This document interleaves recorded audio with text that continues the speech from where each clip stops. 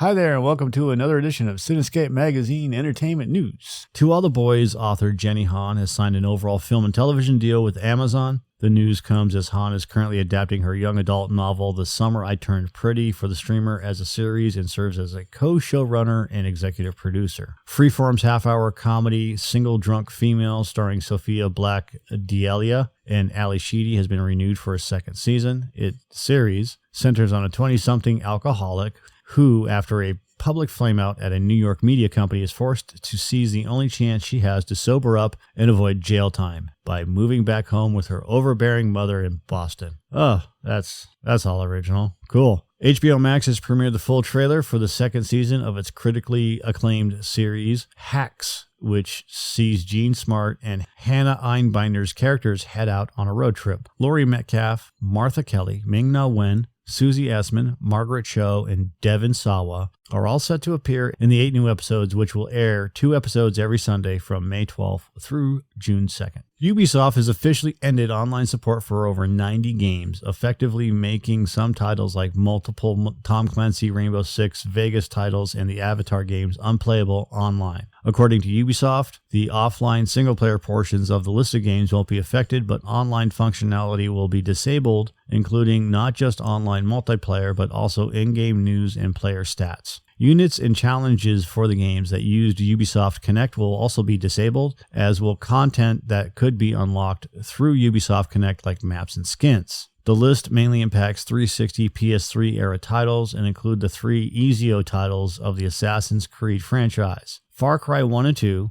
Prince of Persia: The Forgotten Sands, Anno 1404, Beyond Good and Evil, Driver San Francisco, every pre-2019 Just Dance game, and multiple titles in the Splinter Cell, Silent Hunter, Call of Juarez, Hawks, The Settlers, Rabbids, and Greyman franchises. The full list of games is up at Ubisoft.com.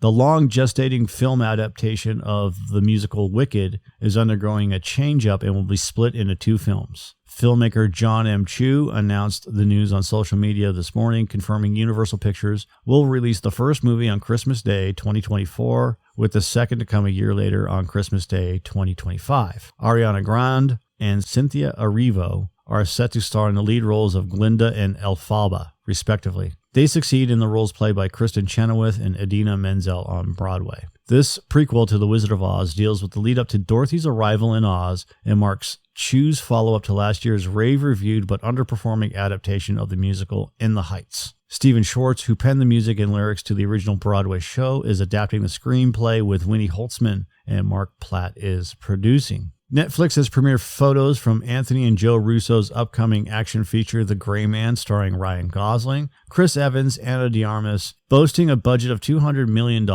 Their most expensive movie to date. The story adapts Mark Greeny's book series and follows Court Gentry, played by Ryan Gosling, a CIA Black Ops mercenary who sets off a global manhunt after uncovering incriminating information within his agency. Everything's CIA or FBI now. Evans plays Gentry's former colleague, who is now tracking him across the world to hunt him down. Jessica Henwick, Wagner Moura, Billy Bob Thornton, Alfre Woodard, Julia Butters, Emmy Equalizer, Scott Hayes, Danush also star. The Greyman is set to score a limited theatrical release on July 15th, followed by a Netflix premiere on July 22nd. And we got a couple more. I know you're excited. Having served as the main director of Marvel Studios' recent HAWKEYE limited series, Rhys Thomas has now been set to direct the Robotech film adaptation at Sony Pictures. The story is based on the 1980s cartoon series from Harmony Gold and Tatsunoko Productions, which was re-edited and re-dialogued to combine 3 different Japanese anime series and allow producers enough episodes to air as a daily syndicated series. It unfolds in a time when Earth has developed giant robots from the technology of an alien spacecraft that crashed on a South Pacific island. The technology, it's called Macross Island. The technology proves useful when humanity has to fend off a wave of alien invaders. The film is currently in development with the script by Art Markham and Matt Holloway, and a rewrite by Brian Gatewood and Alessandro Tanaka. Mark Canton and Gianni Nunari will produce. I don't really see this happening. All right. A24 has released a trailer for the latest horror satire film Bodies, Bodies, Bodies, which marks the English-language directorial debut of Dutch filmmaker Helena Rain. When a group of rich 20-somethings plan a hurricane party at a remote family mansion, a party game goes awry in this fresh and funny look at backstabbing, fake friends, and one party gone very, very wrong. Scoring rave reviews out of South by Southwest, the film stars Borat breakout Maria Bakalova and the Hate You Give Us actress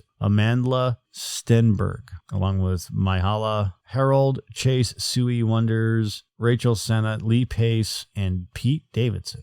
Bodies, Bodies, Bodies will be released theatrically on August 5th. Link down below. And if you didn't know this already, just over a week out from release, Marvel Studios has released a new TV spot for Doctor Strange in the Multiverse of Madness, with this one boasting a name drop of Marvel's infamous secret team, the Illuminati. Though still images have previously confirmed their presence and trailers have strongly suggested it, this marks the first time any marketing material mentions the group by name. It has also been revealed what got the film banned in Saudi Arabia, with Disney reportedly being unwilling to remove 12 seconds from the film in which one character refers to her two moms, according to comicbook.com. Sam Raimi directs the journey into the unknown with Doctor Strange, who, with the help of mystical allies both old and new, traverses the mind-bending and dangerous alternate realities of the multiverse to confront a mysterious new adversary. May 6. Universal Pictures has premiered another trailer for Sinister and Doctor Strange filmmaker Scott Derrickson's new horror feature, The Black Phone. Ethan Hawke plays the Grabber, a sadistic child killer who has locked 13-year-old Finney Shaw, played by Mason Thames, in a soundproof basement. The boy then starts receiving calls on a disconnected phone from the killer's previous victims who aim to help Finney escape. James Ransone, Jeremy Davies, Madeline McGraw co-star, Derrickson and Robert Cargill adapted the script from Joe Hill's short story, and the film will open in cinemas on June 24th. As part of Sony Pictures' CinemaCon presentation in Las Vegas, the studio revealed a new title for the planned third Spiderverse film. They confirmed the two-part sequel to Spider-Man Into the Spider-Verse and have now set their titles as Spider-Man Across the Spider-Verse, arriving in 2023, and Spider-Man Beyond the Spider-Verse, arriving in 2024.